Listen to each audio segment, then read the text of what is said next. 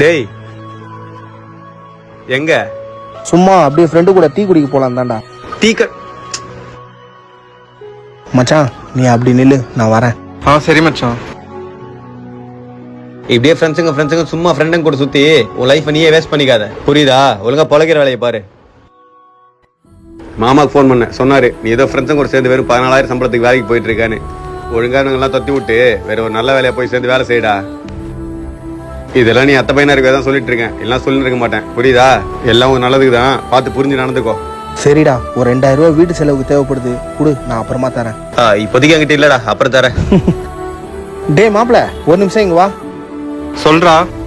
வீட்டு செலவு கொஞ்சம் பணம் தேவைப்படுது, ஏதாச்சும் இருந்தா குடுறா. எந்தா உன் செலவுக்கு இருக்காடா? பாத்துக்கலாம்டா. நீ பணத்தை வச்சுக்கிட்டே இல்லைன்னு சொல்ற, ஆனா இவங்கிட்ட பணமே இல்லைனாலும் எனக்கு கொடுக்குறான். இவனைய விட சொல்ற, உங்களை மாதிரி சொந்தக்காரங்களாம் நல்லா இருன்னு வெறும் வார்த்தையில மட்டும் தான் சொல்றீங்க.